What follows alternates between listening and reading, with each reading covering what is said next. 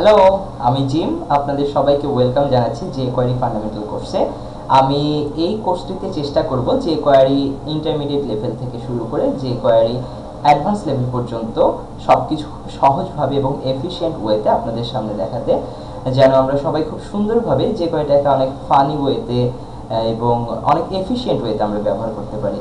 তো যাই হোক, কথা না বাড়িয়ে শুরু করি। jQuery ইউজ করতে গেলে আমাদের সবার শুরুতে যেটি করতে হবে সেটি হচ্ছে jQuery লাইব্রেরি ডাউনলোড করতে হবে।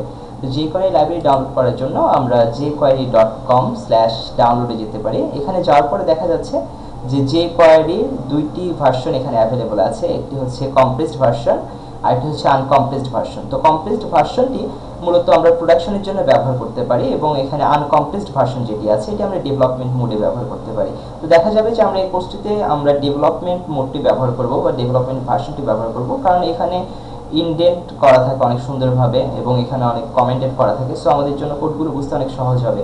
সো ফাইনালি আমরা যখন আমাদের কোনো একটা অ্যাপ্লিকেশন লঞ্চ করতে যাব, সেক্ষেত্রে আমরা অবশ্যই প্রোডাকশন ভার্সনটি ইউজ করব।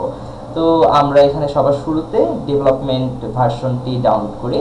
তো এখানে ক্লিক করার পর দেখা যাচ্ছে যে এখানে jQuery যে ভার্সনটি এখানে আমরা দেখতে পাচ্ছি এটি মিনিফাইড না, এটা হচ্ছে ডেভেলপমেন্ট ভার্সন।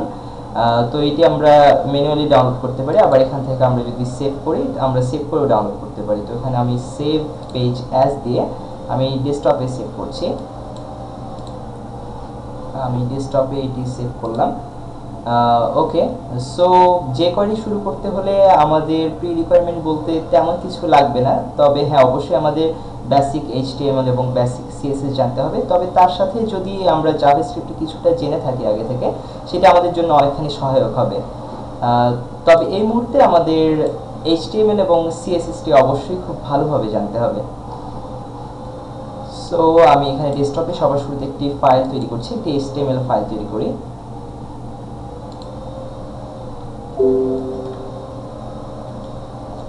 আমি এখানে index.html নামে একটি HTML ফাইল তৈরি করছি এবং তার সাথে আমি একটি CSS ফাইলও তৈরি করি এখানে, কারণ এখানে বেসিক HTML এবং CSS আমাদের সবসময় লাগবে, বা যে কোনো এলিমেন্ট নিয়ে কাজ করতে গেলেও আমাদের CSS গুলো অবশ্যই লাগবে।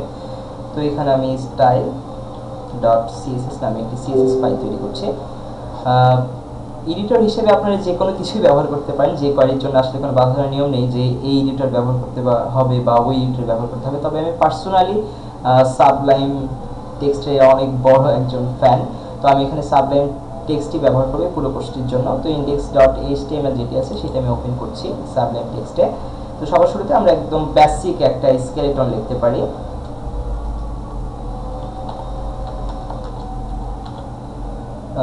সো এখানে আমরা টাইটেল যে কোনো একটা কিছু দিতে পারি।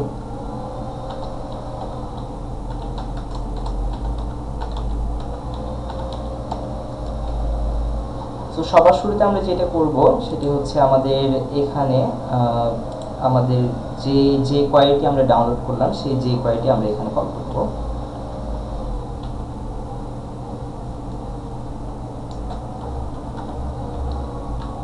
আমাদের jQuery ফাইলটির নাম এখানে দেখতে পাচ্ছি।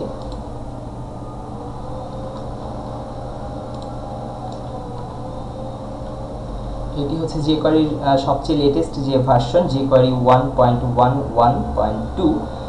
সো আমরা এখানে jQueryটি কল করলাম। তো jQueryটি আমরা এখানে হেডেও কল করতে পারি, তবে সবচেয়ে যেটি বেটার হয় সেটি হচ্ছে আমরা এটি যদি বডির সবার শেষে যদি এটা কল করি, এটি সবচেয়ে ভালো হয়। আসলে এই দুটোর মধ্যে ডিফারেন্স আছে। দুটোর মধ্যে ডিফারেন্স বলতে যে HTML বা আমাদের ব্রাউজার যেভাবে রিড করে তারা হচ্ছে লাইন বাই লাইন, প্রথম লাইন, দ্বিতীয় লাইন, তৃতীয় লাইন, এইভাবে সবকিছু রিড করে আমাদের ব্রাউজারগুলো। তো দেখা যায় যে আমরা যদি এটি হেডে কল করি তাহলে এটি সবার শুরুতে এসে jQuery ফাইলটি যখন রিড করতে যাবে এটা অনেক বেশি সময় নিয়ে ফেলে। সো সেক্ষেত্রে আমরা যদি বডির একদম লাস্টে ইউজ করি সেক্ষেত্রে দেখা যাবে যে আমাদের সাইটটা অনেক বেশি ফাস্ট হবে, কারণ আমাদের আগে যে এখানে HTML থাকবে এবং উপরে যে আমাদের CSS গুলো কল করা থাকবে, তাহলে অ্যাটলিস্ট আমরা HTML এবং CSS দিয়ে যে সাইটটি সেটা আগে লোড হবে, যেগুলো পরে লোড হবে। সো আমাদের সাইটটি অনেকখানি ফাস্ট হয়ে যাবে। তো যাই হোক, এখন আমরা খুব বেসিক কিছু জিনিস দেখি আসলে jQueryটা কতখানি মজার বা jQueryটা কতখানি ফানি। জাস্ট আমরা এই জিনিসটাই এই টিউটোরিয়ালে দেখার চেষ্টা করবো আমাদের প্রথম স্ক্রিন কাস্টে। সো এখানে আমরা বডির ভিতরে জাস্ট সিম্পলি আমরা একটা আনঅর্ডার লিস্ট তৈরি করতে পারি। সো এখানে আমি একটা আনঅর্ডার লিস্টের ভিতরে লিস্ট আইটেম নিয়েছি। সো লিস্ট আইটেম এটি just item 1, item 2 and item 3। So এখানে আমি যে কোয়ারি কল করেছি, যে কোয়ারির পরে এখন আমরা যে কোয়ারি লিখব, আসলে যেটির জন্য আমাদের এতক্ষণ অপেক্ষা।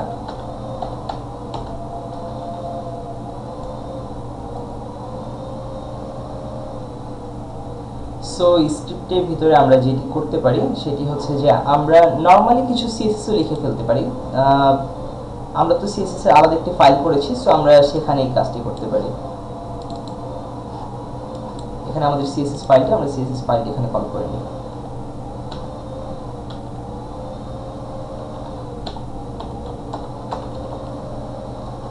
সো এখানে সবার শুরুতে আমরা যেটা করতে পারি খুব সহজভাবে, আসলে আমরা সিএসএস এর কাজগুলো কিন্তু খুব সহজে যে কোয়ারি দিয়েও করে ফেলতে পারি। জাস্ট এখানে আমি সিম্পলি দেখাচ্ছি যে সবার শুরুতে আমাদের যেটা করতে হবে সেটি হচ্ছে যে কোয়ারি ফাংশনটি কল করতে হবে। যে কোয়ারি ফাংশন, যে কিউ ই আর ওয়াই, যে কোয়ারি একটি ফাংশন, যে কোয়ারি ফাংশনটি কল করার পরে এখন নর্মালি দেখা যায় যে আমরা যদি সিএসএস এ আমাদের আনঅর্ডার লিস্টের লিস্ট আইটেমগুলোকে যে কোনোভাবে কালার করতে চাইতাম বা যে কোনো সিএসএস অ্যাড করতে চাইতাম, তাহলে আমরা নর্মালি কি করতাম, এখানে যে আমরা সিলেক্ট করতাম ULLI দেন কালার রেড, দেন আমরা এটি ব্রাউজার ওপেন করতে পারি।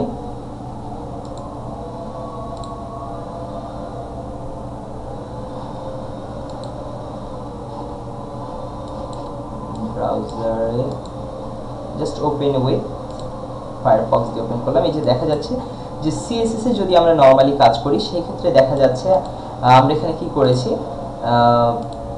জাস্ট UL আনঅর্ডার লিস্টের LI গুলোকে আমরা কালার রেড দিয়ে দিয়েছি।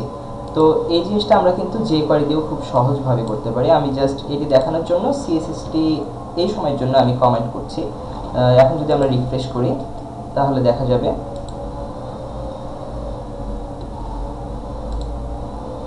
সরি আমি সেভ করতে ভুলে গিয়েছিলাম। তো এখানে কিন্তু আমাদের এটা রেড থাকছে না। তো এই কাজটা আমরা যে কোয়ারি দিয়ে, আমরা যেভাবে সিএসএস এর মাধ্যমে খুব সহজভাবে করলাম, এই জিনিসটা আমরা কিন্তু যে কোয়ারির মাধ্যমে খুব সহজভাবে করতে পারি। কিভাবে, যে কোয়ারিতে আমাদের যেভাবে আমরা সিএসএস সিলেক্টরটা নিয়েছিলাম ঠিক সেভাবেই আমরা যে কোয়ারিতে এভাবে একই সিলেক্টর সিএসএস সিলেক্টর ইউজ করে এগুলোকে কল করতে পারি। যেমন ULLI, এখানে আমরা জাস্ট নর্মালি সিএসএস ইউজ করতে পারি। সিএসএস একটি যে কোয়ারি অ্যাট্রিবিউট, দেন আমাদের সিএসএস কালার